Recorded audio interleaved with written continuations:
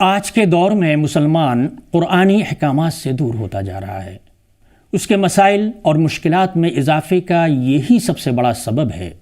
Social media کے زمانے میں جہاں مصنوعی ذہانت کا دور شروع ہو چکا ہے، قرآن کریم کو مد نظر رکھ کر سائنسی ایجادات کی طرف متوجہ ہونا بہت ضروری ہے۔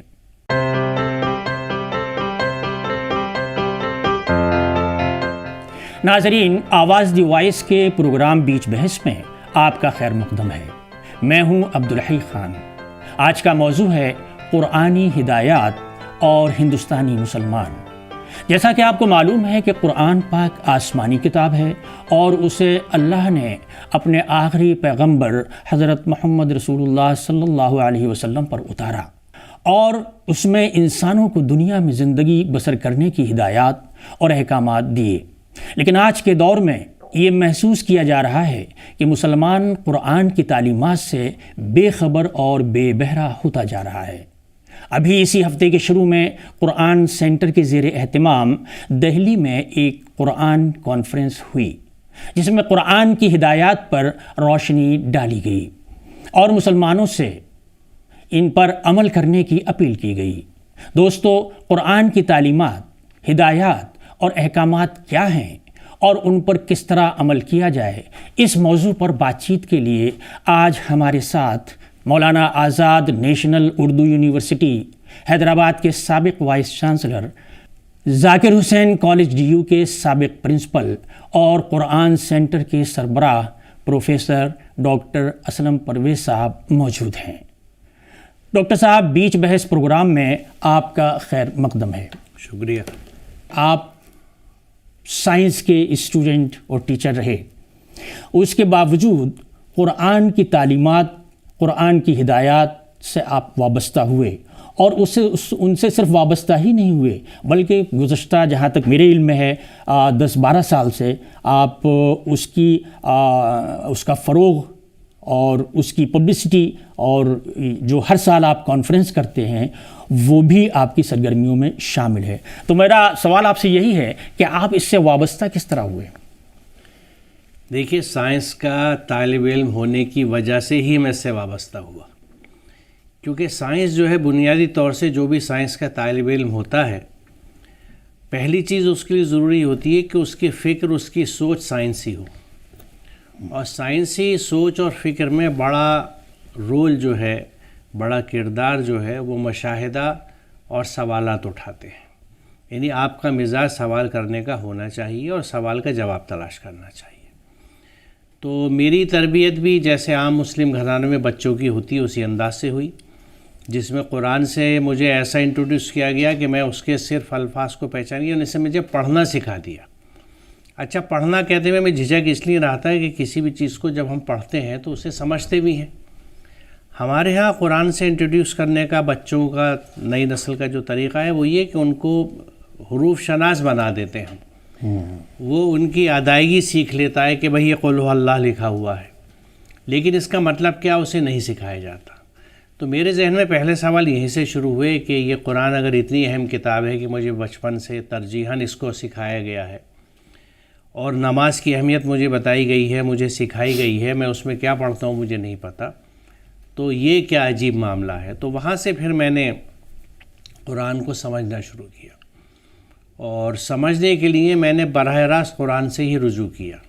پہلے تراجم دیکھے، اور تراجم میں مجھے، کیونکہ میں عرض کر دوں کہ اسکول میں نے 3 سال عربی پڑھی تھی تو مجھے شدبود عربی کی تھی، تو تراجم میں جو پہلا ترجمہ میں نے لیا اس میں مجھے لگا کہ ترجمے میں کہیں کہیں گنجائش ہے مزید وسعت کی، اور معنی اس کے بہت طرح سے لیے جا سکتے ہیں۔ تو میں نے پھر اوریجنل کی طرف گیا میں، اور جب سے سلسلہ شروع ہوا کہ میں نہ صرف یہ کہ قرآن کو سمجھا بلکہ اس کو سمجھنے کے بعد مجھے یہ سمجھ میں آیا کہ اسلام کیا ہے اور مسلمان ہونے کا مطلب کیا ہے۔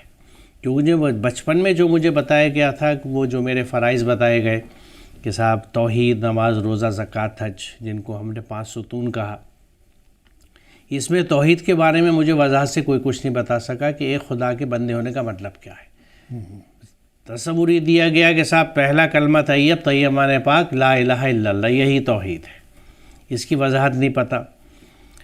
لیکن جب قرآن میں نے سمجھا تو میں یہاں بات یہ شیئر کرنا چاہوں گا آپ سے اور ناظرین سے کہ سورہ قصص کی آیت نمبر 85 جب میں نے پڑھی کہ ان الذی فرض علیک القرآن لردک لمعت، کہ بے شک وہ ہستی جس نے تجھ پہ قرآن فرض کیا ہے تجھے ایک انجام کو پہنچانے والی ہے، اس آیت نے مجھے بتایا کہ قرآن مجھ پہ فرض ہے۔ ہماری فہرست جو فرائض کی تھی اس میں قرآن ہے نہیں، تو وہاں سے اور مزید موٹیویشن ملا، کیونکہ مجھے اپنی جواب دہی کا خیال آیا کہ ہماری ایمان کا حصہ ہے قیامت کہ ہمیں اللہ کو جواب دینا ہے۔ تو جب مجھے یہی نہیں پتا کہ قرآن میں کیا لکھا ہے اور قرآن مجھ پہ فرض ہے، تو یہ تو بڑا ایک فرض اہم ہے جس کی ادائیگی نہیں ہو رہی۔ تو یہاں سے that was the turning point, اور اس میں میں آپ سے عرض کروں کہ میری اس کوشش کو اور شروعات کو لگ بھگ 30 سال ہو گئے ماشاءاللہ، جب سے میں نے اس رخ پہ شروع کیا ہے یہ کام، اور اس سے میں بلا شبہ یہ کہوں گا کہ میرے لیے ایک نئی دنیا کھلی ہے، ایک نئی دنیا، ایک ایسی دنیا جو انسان کو ایک بہتر انسان بناتی ہے تاکہ وہ انسانیت کی خدمت کر سکے۔ کیونکہ قرآن کو سمجھنے کے بعد ہی مجھے یہ بات پتہ لگی کہ قرآن کا میسج پوری انسانیت کے لیے ہے، اور یہ ہم کو ایسا انسان بناتا ہے جو انسانیت کی خدمت کرے، جس کا ذہن کھلا ہوا ہو، تعصب نہ ہو، نفرتیں نہ ہو، دشمنی نہ ہو، جو ہر ایک کی خدمت کے لیے تیار ہو۔ یہ بڑی دلچسپ بات ہے، کیونکہ یہ چیزیں ہمیں، میں بتاؤں کیونکہ میں اس معاشرے کا حصہ ہوں اور پوری ذمہ داری سے کہہ سکتا ہوں کہ ہماری اکثریت ان چیزوں میں یعنی ان کو اپناتی نہیں ہے۔ یہ ہمارے مزاج کے خلاف ہے، یا تربیتوں میں نہیں آیا اس لیے مزاج وہ نہیں بنا ہمارا۔ جی ڈاکٹر صاحب، ایک تصور یہ ہے مسلم سوسائٹی میں، حالانکہ آپ کچھ نہ کچھ بات اس پر آپ نے کہی ہے کہ ہمارا ماحول ایسا ہے کہ ہم خود سمجھنے کی کوشش نہیں کرتے، تو قرآن کو پڑھنے کے لیے کیا عالمیت یا فضیلت یا مدارس کے اساتذہ ان سے رجوع ہونا ضروری ہے، یا خود سے اگر کرنا چاہے؟ کیونکہ زیادہ تر بچے پڑھ رہے ہیں، وہ الگ بات ہے کہ کہیں قرآن نہیں ہے، عربی نہیں ہے، لیکن انگریزی بھی پڑھ رہے ہیں، ہندی بھی پڑھ رہے ہیں، اردو بھی پڑھ رہے ہیں، تو کیا یہ ضروری ہے کہ اس کے لیے دینی تعلیم ہی ہونا چاہیے، یا وہ اسی میں ایکسپرٹ ہو؟ کیا اپنے ذہن سے وہ نہیں پہنچ سکتا جہاں تک آپ نے پہنچنے کی کوشش کی ہے اور آپ پہنچ بھی چکے ہیں؟ دیکھیے، قرآن کتاب ہدایت ہے، تو آپ کے سوال کا جواب ہم قرآن میں ڈھونڈتے ہیں۔ جی پہلی بات تو یہ ہے کہ سورہ قمر اگر آپ دیکھیں تو اس میں ایک آیت کی تکرار ہے، جس طرح سورہ رحمان میں یہ تکرار ہے کہ فَبِأَيِّ آلَاءِ رَبِّكُمَا تُكَذِّبَانِ، سورہ قمر میں یہ تکرار ہے کہ لَقَدْ يَسَّرْنَا الْقُرْآنَ لِلذِّكْرِ وَهَلْ مِن مُدَّكِرٍ، ہم نے قرآن کو سمجھنے کے لیے، نصیحت کے لیے آسان بنایا، کیا ہے کوئی اسے سمجھنے والا؟ تو یہ قرآن کا کیا ایڈریس ہے کہ اس کو اللہ نے آسان بنایا ہر ایک کو سمجھنے کے لیے۔ اب آپ کی اور ہماری مرضی ہے کہ ہم قرآن کی بات مانیں یا لوگوں کی بات مانیں۔ دوسری بات دیکھیے کہ سورہ صاد آیت نمبر 29 اگر ہم دیکھیں 29، تو اس میں اللہ تعالیٰ یعنی نزول قرآن کا مقصد خود بیان کرتا ہے کہ یہ بابرکت کتاب ہم نے نازل کی ہے تاکہ لوگ اس کی آیت پر غور و فکر کریں اور عقل مند اس سے ہدایت پائیں، سبق پائیں۔ تو یعنی قرآن اپنا مقصد نزول یہ بتا رہا ہے کہ لوگ اس کی آیات پر غور و فکر کریں، اور یہاں یہ نوٹ کیجئے کہ مسلمانوں سے غور و فکر کی بات نہیں ہو رہی، کیونکہ قرآن مسلمانوں کی کتاب نہیں ہے۔ یہ ایک بہت بڑا بلنڈر ہے، غلطی ہے جو ہم نے کی ہے کہ اس کو اپنی ریلیجس ٹیکسٹ، اپنا دھرم گرنتھ بتایا کہ یہ ہماری مذہبی کتاب ہے۔ یہ غلط ہے، قرآن کہیں پہ بھی نہیں کہتا کہ یہ مسلمانوں کے لیے ہے، یہ پوری انسانیت کے لیے ہدایت تھی۔ دیکھیے، یہ تنگ ذہنی اور فرقہ واریت اور تعصب انسانوں کے ذہن کی پیداوار ہے۔ وہ جو رب ہے، ایشور، پرماتما، برہما، جو بھی نام اسے آپ یاد کریں، گاڈ کہیں، وہ سب کا کریٹر ہے اور سب کا پالنہار ہے، وہ رب سب کا ہے۔ تو وہ جب ہدایت بھیجے گا، بک آف گائیڈنس بھیجے گا، تو وہ ہر ایک کے لیے بھیجے گا۔ اسی لیے الگ الگ علاقوں میں، جیسا قرآن میں بتاتا ہے، الگ الگ زبانوں میں کتابیں نازل ہوئی ہیں، اور جیسا میں ایک طالب علم کے طور پہ کہہ سکتا ہوں، میری سمجھ ہے شاید پہلی کتاب جس کو صحف الاولیٰ قرآن کہتا ہے وہ وید تھے، کیونکہ سب سے پرانے اسکرپچر ہے، ڈیوائن ہے، اور اس میں ہمیں بہت کچھ سملرٹی قرآن کی دکھتی ہے۔ تو ہر دور میں، ہر زمانے میں گائیڈنس آئی، اور وہ جس ایریا میں دی گئی، ریویل کی گئی، اس کی لینگویج میں دی گئی۔ جی تو عربی چونکہ عرب میں بھیجی گئی تھی، محمد رسول اللہ صلی اللہ علیہ وسلم چونکہ عرب تھے اس لیے اس کی زبان عربی ہوئی، لیکن تھی وہ پوری انسانیت کے لیے، صرف عربوں کے لیے نہیں تھی۔ تو جو گائیڈنس پوری انسانیت کے لیے ہے اس کو انسانیت کے لیے اگر مشکل کر دیا جائے تو کیسے گائیڈنس وہ بنے گی؟ آپ جب انسٹرکشن مینول پڑھتے ہیں تو وہ آپ کی زبان میں ہوتا ہے اور بہت سادہ ہوتا ہے۔ تو قرآن جو ہے خود ہمیں بتاتا ہے کہ اس کا مقصد جو ہے وہ آیات پہ غور و فکر کرنا ہے۔ تو ان آیتوں کی روشنی میں ہم یہ کہہ سکتے ہیں کہ اللہ تعالیٰ نے قرآن ہر ایک کے لیے دیا ہے، بشرطے کہ وہ خود اس پہ غور و فکر کرے اور اپنے ترجمے سے، اپنے ٹرانسلیشن سے پڑھے۔ اگر عربی اسے نہیں آتی، عربی سیکھ لے تو احسن ہے، بہتر ہے، لیکن نہیں آتی تو جو زبان آپ آتی ہے اس میں ٹرانسلیشن اٹھائیے۔ لیکن اس کا بڑا مقصد دیکھیے، اصل چیز ہماری نیت پہ ہوتی ہے۔ آپ کسی بھی کام کو کریں، فارگیٹ قرآن، جو بھی آپ کام کرتے ہیں اگر اس میں اچھی نیت سے کریں گے، ڈیڈیکیشن سے، سنسیئرٹی سے کریں گے تو ریزلٹس اچھے آتے ہیں۔ اگر یہ فیکٹرز مسنگ ہوں گے تو نتائج دوسرے آتے ہیں، بہت اچھے وہ نہیں ہوتے۔ تو قرآن کو بھی اگر ہماری اکثریت قرآن کو پڑھتی ہے ایصال ثواب کے لیے، ثواب کمانے کے لیے، بخششوں کے لیے، ہدایت کے لیے پڑھیں گے، سمجھ کے پڑھیں گے تو اپروچ دوسری ہوگی۔ اور اس میں آخری بات میں یہ کہوں گا کہ یہ ذمہ داری اللہ تعالیٰ نے اپنے اوپر لی ہے قرآن کو پڑھانے کی، قرآن کا علم پہنچانے کی۔ سورہ رحمان آپ دیکھیے، اللہ تعالیٰ نے اپنا تعارف اس طرح کرایا کہ الرحمن علم القرآن، وہ رحمان، وہ رب تمہارا پالنہار جس نے قرآن کا علم تمہیں دیا، قرآن سکھایا۔ اب اس کی پیرالل آیتیں ہمیں قرآن میں کیا ملتی ہے کہ علامہ بالقلم، تمہیں قلم سے لکھنا سکھایا، علامہ البیان، تمہیں بولنا سکھایا۔ اب قلم سے لکھنا سکھانے اور بولنا سکھانے کے لیے علامہ تو نہیں آتے نا، ہم کیسے سیکھتے ہیں؟ انیشیٹو ہمارا ہوتا ہے، ہم قلم اٹھاتے ہیں اور جتنی پریکٹس کریں گے اتنے ہی اچھا لکھیں گے، ایون ہم خطاط اور کیلیگرافر بن جاتے ہیں۔ یہی قرآن کے ساتھ آپ کیجئے کہ اسے اٹھائیے اور اس کو سمجھنے کی کوشش کریے، یعنی کوشش اور نیت بڑی اہم چیز ہے۔ اس کے بعد تو جب علم القرآن رحمان کی صفت ہے، اور یہ قرآن میں جگہ جگہ کہا گیا ہے کہ جو ہم سے ہدایت مانگتا ہے ہم اسے ہدایت دیتے ہیں۔ قرآن آپ پڑھیں گے ہدایت پانے کے لیے تو پھر یہ اللہ پہ لازم ہو جائے گا، اٹ ول بی بائنڈنگ کہ وہ آپ کو ہدایت دے، کیونکہ اس نے اس کا وعدہ کیا ہے۔ تو قرآن ہی اس کا جواب دیتا ہے جو میں نے آپ کے سامنے رکھا، اور میں اس کو مانتا بھی ہوں کیونکہ مسلمان ہوں، اس لیے قرآن میرا ایمان ہے، میرا عقیدہ ہے، اس پہ پورا فیتھ ہے اور اس پہ میں عمل بھی کرتا ہوں۔ جس کا ثبوت یہ ہے، دیکھیے میرا جیسا کم علم آدمی جس نے کبھی مدرسے کی شکل نہیں دیکھی، تعلیم کے دوران، آج تو میں بے مدرسوں میں گیا ہوں، وہ لوگ مجھے بلاتے ہیں، میرے خطاب وہاں ہوتے ہیں، لیکن وہاں سے میں نے درس نظامی سے کچھ نہیں سیکھا، لیکن اللہ کا شکر ہے کہ قرآن آج اللہ نے اتنا مجھ پہ کھول دیا، اور وہ میری ایفرٹس تھی، اس کا پھل اس نے دیا مجھے۔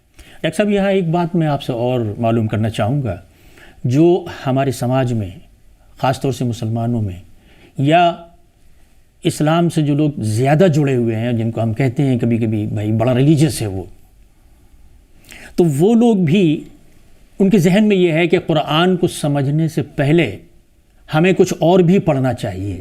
کیا ضروری ہے کہ قرآن، جیسے ابھی آپ نے کہا کہ قرآن کی جو راز ہیں اللہ تعالیٰ آپ پر خود کھولتا جاتا ہے؟ ایسی سمجھ لیجئے جیسے ہم لوگ کبھی کبھی ہدایت کرتے ہیں بچوں کو کہ بھائی جو سوال سخت ہو اس کو سب سے پہلے کرو اور خوب بار بار کرو سخت پر، لیکن وہ یہ سوچتے ہیں کہ یا تو مذہبی طور پر ان کے اوپر ایسی چیزیں لاد دی گئی ہیں، یا کیا نام ہے ان کے اپنے روایتی طور پر ایسا ہے کہ آپ قرآن کو سمجھ نہیں سکتے خود سے اس سے پہلے۔ تو کیا میں آپ سے یہ پوچھنا چاہتا ہوں، کیا کچھ کتابوں کا پڑھنا یا کچھ اور بنیادی علم ایسا ہے جو قرآن کو شروع کرنے سے پہلے ضروری ہے؟ ذرا سا اس سلسلے میں بتائیے۔ دیکھیے اس کا بڑا حصہ تو پہلے سوال کے جواب میں آپ کے آ گیا کہ قرآن کیا کہتا ہے، کیونکہ قرآن حرف آخر ہے، اس سے آگے ہم اپنی عقل کے گھوڑے دوڑائیں گے تو پھر ذنیات کا علاقہ ہے، وہ اللہ کے احکامات سے ہٹنے کی بات ہے۔ کیونکہ دیکھیے ہدایت جو ہے، یہ اللہ کے احکامات جو ہیں وہ اپنی جگہ ہیں اور ہماری خواہشات اپنی جگہ ہیں۔ یہ ہماری مرضی ہے کہ ہم وحی کی اتباع کریں یا ہوا کی کریں، اللہ کے گائیڈنس پہ چلیں یا اپنی خواہشوں پہ چلیں۔ اب جیسا آپ نے کہا کہ کچھ لوگ جو ریلیجس ہوتے ہیں، اب ذرا ہم یہ دیکھیں کہ ہمارے سماج میں ریلیجس یا مذہبی کسے کہا جاتا ہے؟ ہم اس کو کہتے ہیں جس نے خاص وضاقتہ اور لباس اختیار کیا ہو۔ دوسرے یہ کہ وہ پابندی سے مسجد آتا جاتا دکھتا ہو کہ نماز پنجگانہ ادا کرتا ہے، اس ایسے حضرات کو ہم نہ صرف مذہبی کہتے ہیں بلکہ متقی پرہیزگار کہتے ہیں، ہمارے سماج میں عام طور سے کہا جاتا ہے۔ اچھا، ظاہری ساخت اور وضاقتہ انسان کی پرسنل چوائس ہے اور اس میں الگ الگ عقائد ہو سکتے ہیں، وہ ایک سوال نہیں ہے۔ اصل چیز ہے کہ جب ہم شخص سے ڈیل کرتے ہیں تو اس کی شخصیت سے ڈیل کرتے ہیں، اس کے لباس، اس کے رہن سہن، اس کے کھان پان سے نہیں ڈیل کرتے۔ تو ہمیں شخصیت کو دیکھنا ہے۔ شخصیت کے لیے یا کسی بھی شخص کے لیے بلا شبہ صوم صلات کے اللہ کے احکامات ہیں، وہ فرائض ہیں، ان کی اہمیت سے کسی کو انکار نہیں ہے۔ لیکن کیا قرآن کی 6600 سے زائد آیات میں صرف صوم صلات کا حکم ہے؟ کیا قرآن کے احکامات صرف 3.5 آیتوں میں سمیٹے جا سکتے ہیں کہ اقیموا الصلاۃ وآتوا الزکاۃ اور کتب علیکم الصیام؟ اب جتنے ہم فرائض مذہب کے اور عبادت کے طور پہ جن پہ ہم عمل کرتے ہیں 3.5 آیتوں میں احاطہ ہو جاتا ہے۔ تقویٰ کہتے ہیں اللہ کے ہر حکم پہ عمل کرنے والا۔ مسلم کہتے ہیں ون ہوئے سبمٹڈ، جس نے اپنی ہستی جھکا دی ہو اللہ کے آگے، یعنی اس کی پوری زندگی احکامات کے تحت چلتی ہو۔ اب پورے احکامات کے تحت جھکنے والا مسلم ہوتا ہے، تو اس لیے قرآن کے لیے یہ سوچنا، اب دیکھیے بات وہی ہے جو میں عرض کروں کہ یہ چوائس ہماری ہے کہ ہم قرآن کی بات مانیں یا لوگوں کی بات مانیں، اور اس میں بھی قرآن ہمیں پوری آزادی دیتا ہے۔ یہ اگر مان لیجئے کوئی ایک صاحب ہیں جو وہ ایک چیز مانتے ہیں، دوسری مانتے ہیں، میں تیسری مانتا ہوں، تو ہم تینوں کے بیچ میں انسانی رشتے، محبت اور اخوت میں کمی نہیں ہونی چاہیے۔ اختلافات ہوں کوئی بات نہیں، سوچ کا فکر ہے، اور ہمیں یاد رکھنا چاہیے کہ مجھے اپنا حساب دینا ہے، آپ کو اپنا حساب دینا ہے۔ جو آپ کے کام ہے اس کا جواب آپ دیں گے۔ اب آپ جس طرح چاہیں، اگر آپ سمجھتے ہیں اور یقین ہے آپ کا کہ میں بہت ساری کتابیں پہلے پڑھوں پھر قرآن پڑھوں، فائن، مجھے کوئی اعتراض نہیں ہے، گو ہیڈ۔ میرا ایک جو ویو پوائنٹ ہے میں آپ کے سامنے رکھ دوں گا کہ دیکھیے قرآن ایسے بتاتا ہے، آپ کی مرضی اس کو اپنائیے، نہیں تو آپ اپنے راستے چلیں، کیونکہ آپ جس راستے پہ چلیں گے اس کا حساب آپ کو دینا ہے، میں جس راستے پہ چل رہا ہوں مجھے اپنا حساب دینا ہے۔ It is as simple as that, کیونکہ قرآن کبھی بھی کسی زبردستی کو پسند نہیں کرتا، ایون بندگی میں بھی۔ قرآن یہ کہتا ہے کہ ذرا سا بھی دل میں اگر گھٹن کا احساس ہو، حرجہ کا لفظ آیا ہے، لا اکراہ فی الدین کا بھی ہے، وہ تو بہت بڑی بات ہو گئی کہ کوئی کراہیت، سختی نہیں ہے، جبر نہیں ہے کسی بھی طرح کا۔ لیکن ایون دل میں بھی ذرا سی گھٹن کا اور تنگی کا احساس ہے کسی کام کو کرتے ہوئے، تو وہ عبادت اللہ کو قبول نہیں ہے۔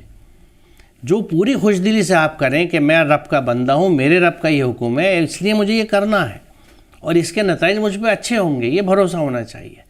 جیسے ایک اچھے ڈاکٹر پہ جس پہ آپ کو یقین ہے، آپ دوا لے کے آتے ہیں تو آپ کو یہ بھروسہ ہوتا ہے کہ اس دوا سے مجھے شفا ملے گی۔ یہی بھروسہ اللہ تعالیٰ کے معاملات میں چاہیے۔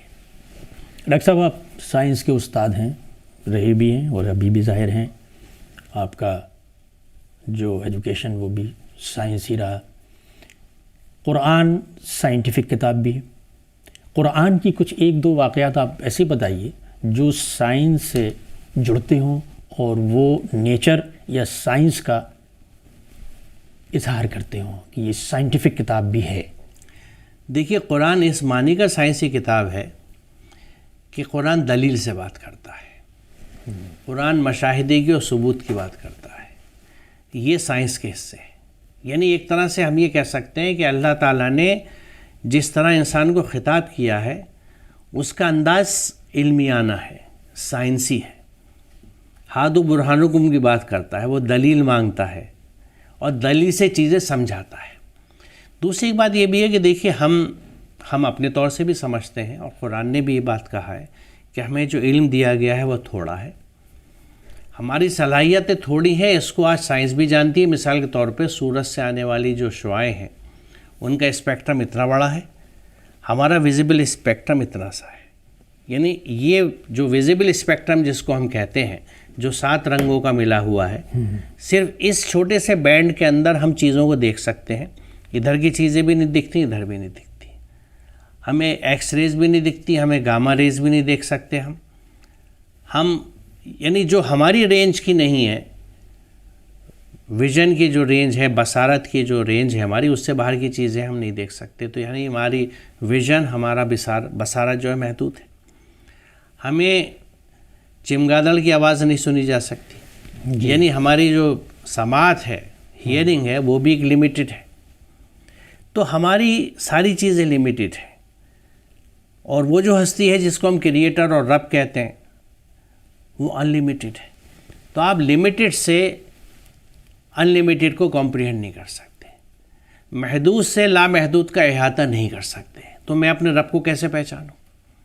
اس کا قرآن ہمیں راستہ دکھاتا ہے، وہ ہمیں ایڈریس کرتا ہے، کہتا ہے کہ تم کائنات کو دیکھو. تم نہیں دیکھتے ہم کس طرح بارش برساتے ہیں اور مردہ زمین زندہ ہو جاتی ہے، ہم نے پہاڑوں کو کیسے بنایا، ان کو کیسے گاڑا زمین کے اندر، اونٹ کو کیسے بنایا. یعنی اللہ تعالیٰ ہمیں انوائٹ کرتا ہے کہ نیچر کو ہم آبزرو کریں، کائنات کا مشاہدہ کریں. اور آل عمران کی 131 آیات آپ دیکھیں تو اس میں قرآن نے کلیئرلی کہا ہے کہ اس کائنات کی ہر چیز اور سارے پروسیس جو ہیں وہ اللہ کی آیات ہیں. آیات ہی کا لفظ استعمال کیا گیا ہے. تو یعنی ایک آیت وہ ہے جو قرآن میں لکھی ہوئی ہے، ایک وہ پوری آیات ہے جو پوری کائنات میں پھیلی ہوئی ہے. یعنی اللہ کی کریشنس اور اللہ کا ورلڈ، یہ قول ہے اللہ کا، وہ فعل ہے اللہ کا، اور دونوں کے بیچ میں بڑی مطابقت ہے، یکسانیت ہمیں دکھتی ہے. اور ایک مثال میں دوں، جیسا آپ نے کہا ایک مثال دیجئے، کہ قرآن ہمیں یہ بتاتا ہے کہ ہم نے ہر زندہ چیز کو پانی سے پیدا کیا. میرا اوریجن آف لائف ایک فیوریٹ ٹاپک تھا جو میں نے اسٹوڈنٹس کو برسوں پڑھایا ہے. اس میں ہم پورا دیکھتے ہیں، ٹریس کرتے ہیں کہ زمین کس طرح وجود میں آئی، پھر کس طرح اس پہ پانی وجود میں آیا، اور کس طرح پہلی زندگی پانی میں وجود میں آئی. تو یہ ایک سائنسی کلیہ ہے، ایک فیکٹ ہے جس کو سب مانتے ہیں کہ لائف اوریجنیٹڈ ان واٹر. یہ ڈسکوریز اب ہیں 18ویں 19 صدی سے 20ویں صدی تک کی. قرآن نے یہ بات کس وقت کہہ دی تھی، لیکن ہمارے ہاں 1000 سال سے قرآن پہ غور و فکر ختم ہو گیا. اور ایک بڑا حادثہ جو قرآن سے دوری کی وجہ سے ہوا، اور خاص طور سے ہمارے بر صغیر میں ہے، کہ ہم نے سائنس یعنی علم کو 2 حصوں میں بانٹ دیا، 2 دھڑوں میں بانٹ دیا. اٹس اے ورٹیکل اسپلٹ، کہ worldly knowledge and religious knowledge, دینی تعلیم اور دنیاوی تعلیم. اللہ تعالیٰ جس کائنات کے مطالعے کی بات کرتا ہے اس کو آپ سائنسز کے بنا کیسے کر سکتے؟ یعنی اللہ کے احکامات پہ ہی عمل نہیں ہو سکتا اگر آپ اس علم کو دنیاوی علوم کہہ کے الگ کر دیں. دوسری بات یہ، دینی علوم میں جو دین کا لفظ آتا ہے، اس دین کا مفہوم اگر آپ مادے کے حساب سے دیکھیں تو اس کے مفہوم میں اتباع، قانون اور یوم الدین 3 مفاہیم اہم ہیں جو قرآن میں بھی استعمال ہوئے. تو اگر یہ اللہ کے قانون کا بھی نام دین ہے جیسا قرآن میں بھی استعمال ہوا، تو اللہ کے وہ پورے قانون جو پوری دنیا میں چلتے ہیں، کائنات میں چلتے ہیں، ان کا مطالعہ کیسے دین سے باہر ہو جائے گا؟ وہ تو عین دین ہے. بلکہ اگر آپ سورہ نمل دیکھیں، غالباً 183 سے 185 ہے کہ اللہ تعالیٰ یہ بات کہتا ہے کہ قیامت کے دن جب وہ فوج ان لوگوں کی جمع کرے گا جو ہماری آیت کو جھٹلاتے تھے، اور پھر ان سے سوال کرے گا کہ تم نے میری آیت کو جھٹلا دیا بنا ان کا علم احاطہ کیا. اگر تم یہ نہیں کر رہے تھے تو کیا کرتے؟ افکذبتم بآیاتی ولم تحیطوا بها علما ام ماذا کنتم تعملون. You rejected my science without comprehending them with your knowledge. یعنی علم احاطہ اس کی آیات کا کرنے کا قرآن میں حکم ہے. اور اس کے بعد جو یہ کہا گیا ہے کہ ام ماذا کنتم تعملون، کہ تم یہ نہیں کر رہے تو کیا کر رہے تھے. میں کہوں گا صاحب میں مسئلے کے جھگڑوں میں لگا ہوا تھا، میں روٹی روزی کے چکر میں لگا ہوا تھا، میں بچے پالنے کے چکر میں لگا ہوا تھا، میں تحقیقات میں لگا تھا، میں علمی جستجو میں لگا ہوا تھا، میں لائبریریوں میں بیٹھتا تھا. اس کا تو یہ ہے کہ تم یہ نہیں کرتے تو کیا کرتے تھے. یعنی قرآن کی اور کائنات کی آیات کا علمی احاطہ کرنا، this is most desirable, this is what Allah asks. Allah تعالیٰ ہم سے کہتا ہے تم یہ کرو. تو اس پس نظر آپ دیکھیں تو پھر سائنس کا اور علم کا، کیونکہ سائنس اور علم ایک ہی چیز ہے. آپ ڈکشنری میں دیکھیں یا عرب کنٹریز میں جائیں تو آپ کو فیکلٹی آف سائنس پہ کلیات العلوم لکھا دکھے گا.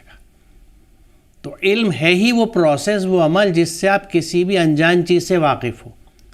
ٹو نو دی ان نون، یہی ڈیفینیشن سائنس کی ہے، یہ ڈیفینیشن علم کی ہے. اگر المورد آپ دیکھیں تو سائنس کا ترجمہ علم ملتا ہے. تو جب رسول اللہ کی حدیث ہے کہ طلب العلم فریض علی کل مسلم، تو اس کو ہم وزن نہیں دیتے. یہ حدیث نہیں ہے کیا کہ ہر مسلمان پہ فرض ہے علم حاصل کرنا، اور وہ علم جو ہے اللہ کی آیات کا علم ہوتا ہے. کیونکہ پھر قرآن یہ کہتا ہے کہ اس علم کو حاصل کر کے تم اسے انسانیت کی خدمت کے لیے لگاؤ. ڈاکٹر صاحب میں یہاں ذرا سا رکوں گا. آپ کو بہت سی چیزیں جو آپ نے اپنے ذاتی تجربے کی بنیاد پر بھی بتائیں. کبھی کبھی ایسا ہوتا ہے کہ آدمی ظاہر ہے آپ بھی سماج کا ایک حصہ ہیں، آپ نے شروع میں بھی کہا، اور درس و تدریس سے وابستہ ہیں. بہت سی چیزیں آپ نے محنت سے جو حاصل کی ہیں ان کو آپ ان تک پہنچانا چاہتے ہیں جو اس کو نہیں سمجھتے. کبھی کبھی میں آپ سے پوچھ رہا ہوں کہ اتنا سب کچھ بتانے کے باوجود بھی آپ کو احساس ہوتا ہے کہ دیکھو میں ان تمام چیزوں کو کھول کر لوگوں کو بتا رہا ہوں لیکن یہ سمجھ نہیں پا رہے ہیں، سمجھ نہیں رہے ہیں، تو کبھی کبھی جھنجھلاہٹ ظاہر ہے کہیں آپ کو آتی ہوگی. جیسے آپ کے ایک بیان سے گزشتہ دنوں آپ نے دیا تھا کہ اگر والدین اپنے بچوں کو قرآن سمجھ کر نہیں پڑھا سکتے تو ان کو نہ بھیجیں مدارس میں یا اسکولوں میں یا تعلیم حاصل کرنے کے لیے. قرآن کو جہاں سے شروع کریں اس کو سمجھ کر پڑھیں اور پڑھوائیں. تو یہ اس سلسلے میں کیا تجربہ آپ کا؟ دیکھیے، تعلیم کا تعلق وحی سے ہے. جی. اس کا پہلا جو ہم دیکھیں، ہم ہمیشہ یہ ذکر کرتے ہیں کہ ہمارے یہاں پہلا جو حکم آیا، پہلی وحی علم کی تھی. اقرأ باسم ربک الذی خلق. جی. اس میں ایک بہت اہم پوائنٹ ہے کہ اس کو ہم پہلی وحی کہتے ہیں، پہلا حکم کیوں نہیں کہتے؟ اقرأ تو حکم کا صیغہ ہے نا. It was a divine order کہ پڑھو، لیکن کنڈیشن کیا لگائی گئی تھی جس کی طرف ہماری اکثریت دھیان نہیں دیتی؟ باسم ربک الذی خلق. اپنے رب کے نام کے ساتھ. اور اسم بنا مسمى بیکار ہوتا ہے. جب آدم کو اس علم دیا گیا ناموں کا تو ان کی صفات بھی ساتھ دی گئی تھی. تو یعنی اللہ کے نام یعنی اس کی تمام صفات کے ساتھ آپ کو علم حاصل کرنا ہے، پڑھنا ہے. یہ آپ کو قرآن سے ملتا ہے. تو یہ ایجوکیشن آپ کی اگر ڈیوائن اسکرپچر سے ہٹ کے ہے تو وہ ایجوکیشن کا حق ادا نہیں ہوتا. اسی طرح آپ دیکھ لیجئے کہ جب 2 دھڑوں میں ہم نے بانٹ دیا اپنے علم کو، تو اسکول کالج سے جو لوگ پڑھے وہ سائنس تو جانتے تھے لیکن اس کو کس طرح سے یوز کرنا ہے نہیں جانتے تھے، کیونکہ وحی کی ہدایت نہیں تھی. جو لوگ اپنے آپ کو ریلیجس اسکالر کہہ کے بیٹھے وہ ان سائنسز سے دور تھے. ان کو یہ نیچر کی کریشن نہیں، ان کو اللہ کی عظمت کا احساس اس راستے سے نہیں ہوتا تھا. تو اس لیے آئی تھنک میں وضاحت کر پا رہا ہوں آپ کی بات کی. جی. ہاں نہیں بہت حد تک، لیکن جو میرا خاص طور سے جو وہ تھا کہ آپ نے جو پڑھنے کے لیے کہا تھا نا کہ اس کو سمجھ کر پڑھیے، جتنا بھی آپ پڑھیں اس کو. اور شروع میں بھی آپ نے کہا تو یہ کیسے ممکن ہو سکتا ہے کہ اس کو اپنی ہی زبان میں اتنا ہی سمجھے؟ اور میں یہ بھی آپ سے معلوم کرنا چاہوں گا کہ ایک تو یہ ہے کہ ساری زندگی گزار کے روزی روٹی کی بھی فکر، تعلیم کی بھی، یہ بھی ہو گئی، اب وہ قرآن کو پڑھنے جا رہا ہے. اگر اس کو شروع سے ہی جس طرح اور علم، کیونکہ آج کے وقت کا وقت یہ ہے کہ روزی روٹی کے لیے ساری کمائی ہوتی ہے، لیکن اگر وہاں اپنی زندگی کے لیے، آخرت کے لیے قرآن کو وہ شروع سے ہی پڑھے اور سمجھ کے پڑھے تو یہ جو بات آپ نے کہی تھی وہ ممکن کیسے ہو سکتی ہے؟ دیکھیے، ممکن ایسے ہو سکتی ہے کہ جس طرح میں سمجھتا ہوں ہمارے 90% گھرانوں میں بچے کو پہلے ناظرہ قرآن پڑھایا جاتا ہے. وہیں ناظرہ میں آپ اس کے ساتھ ترجمہ پہ انٹروڈیوس کر دیں کہ جب ہم بسم اللہ الرحمن الرحیم بتائیں تو بیٹے اس کا یہ ترجمہ ہے. اور دیکھیے یہ مشکل اس لیے نہیں ہے کہ اگر آپ گھر میں پڑھاتے ہیں تو آپ کو خود بھی سمجھ ہوگی، اور پہلی چیز تو یہی ہے. پھر بھی اگر آپ نے کسی مولوی صاحب کو رکھا ہے تو وہ مولوی صاحب اردو بھی جانتے ہیں، عربی بھی جانتے ہیں. آپ ان سے کہیں کہ بچے کو آپ ترجمہ سمجھا کے پڑھائیں. ایک آیت جو ہے اس کو دیکھیے، شروع میں تو نورانی قاعدہ ہے، اس وقت اس کا کوئی رول نہیں ہے. لیکن جب آپ اس نے اماں پارا لے کے چلے، آپ اسے نماز کی وجہ سے چوتھائی پارا سمجھانے یا یاد کرانے، تو ہم جس طرح یاد کراتے ہیں اسے سمجھا بھی تو دینا، کیا حرج ہے؟ اس سے سب سے بڑی بات دیکھیے یہ ہوگی کہ یہ جو بچپن کی اسٹیج ہے نا، یہ فارمیٹیو ہوتی ہے، ذہن سازی یہیں ہوتی ہے، اور اس میں میکسیمم 3 سے 11 سال کی عمر ہوتی ہے. اس عمر سے اگر بچے کو نمبر 1 یہ قرآن کی اہمیت بتا دی جائے، قرآن کا مفہوم سمجھایا جائے اسے، تو اسے یہ پتہ لگ جائے گا کہ قرآن واقعی کتاب ہدایت ہے جس سے مجھے مشورہ کرنا ہے، جس کو مجھے کنسلٹ کرنا ہے اپنی زندگی کے فیصلوں کے لیے. بچپن سے بچہ قرآن یہ سمجھتا ہے کہ ایک ایسی چیز ہے جس کو میں نے پڑھ لیا، اس کے بعد اس کو جزدان میں سنبھال کے اوپر رکھ دیا. اس کو بک آف گائیڈنس یا بک فار کنسلٹیشن کہ مجھے اپنی زندگی کے مسائل کا حل اس میں ڈھونڈنا ہے، یہ کنسیپٹ ہی نہیں آتی. تو وہ جو زندگی گزارتا ہے، دیکھیے ایک چیز میں اور کر دوں کہ بچپن کی زندگی جو ہے اس کے لیے بچے کے لیے ماں باپ جواب دہ ہیں کہ انہوں نے کیا کرایا. لیکن جب وہ شعور کی عمر کو پہنچ گیا اس کے بعد وہ جواب دہ ہے کہ اب اس نے کیوں نہیں راستہ ڈھونڈا۔ جی ڈاکٹر صاحب، میرا آخری سوال آپ سے یہ ہے کہ آج کے دور میں قرآن ظاہر ہے سبھی مسائل کا احاطہ کرتا ہے، یعنی زندگی کے، اور ہدایات دیتا ہے ان پر، یہ چیز مصدقہ ہے، اس میں کوئی معتبر ہے، اس میں کوئی شک و شبہ کی گنجائش نہیں ہے۔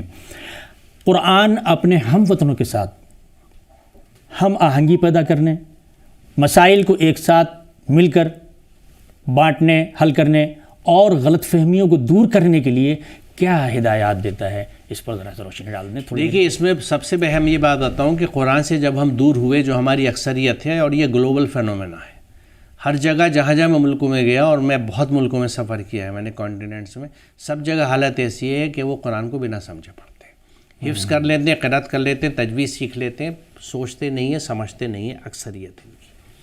تو اس سے وہ کیریکٹر نہیں بنتا جو قرآن ہمیں ایک اچھا انسان بناتا ہے۔ میں چند مثالیں آپ کو دیتا ہوں۔ جی، پہلا بہت اہم قرآن کا حکم ہے کہ لقد کرمنا بنی آدم، ہم نے بنی آدم کو، یعنی چلڈرن آف ایڈم کو ہم نے عزت کے لیے پیدا کیا۔ اس آیت کے حکم کے مطابق، اس آیت کے مطابق ہمیں ہر انسان کی عزت کرنی ہے۔ اگر میں مسلمان ہوں، I must respect every person, Hindu, Muslim, Sikh, عیسائی، کسی ذات کا، کسی برادری کا، کسی کلر کا، کسی زبان کا، آئی مسٹ ریسپیکٹ۔ اور جب انسان کی عزت کرتے ہیں تو اس کے فیتھ کی، اس کے فکر کی، ہر چیز کی عزت کی جاتی ہے۔ دوسری جگہ قرآن یہ کہتا ہے کہ زبان سے جب بات نکالو بہتر نکالو، قل لعبادی یقولوا التی احسن، مجھے یہ حکم ہے اللہ کا کہ زبان سے بری بات نہیں نکالنی۔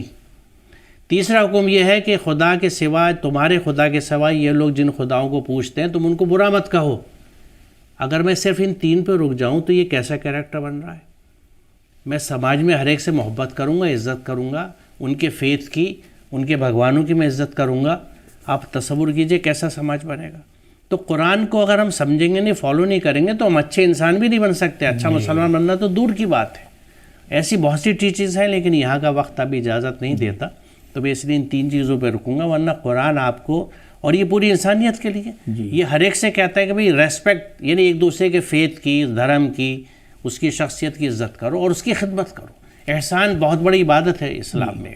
ڈاکٹر صاحب بہت بہت شکریہ، آج کی ہماری گفتگو بیچ بحث میں آپ نے شرکت کی، اور بہت حد تک قرآن کے حوالے سے آپ نے سماج میں فائدہ حاصل کرنے کے لیے، برادران وطن کے ساتھ یکجہتی اور اتحاد کا اظہار کرنے کے لیے بہت سی باتوں پر روشنی ڈالی، اس کے لیے آپ کا ایک بار پھر شکریہ۔ بہت شکریہ ناظرین، یہ تھا ہمارا آج کا پروگرام جس میں ہمارے ڈاکٹر صاحب شرکت کر رہے تھے، اور آپ کی باتوں کا آپ نے سمجھا ہوگا، ان کی باتوں کو اور ان کی گفتگو کو۔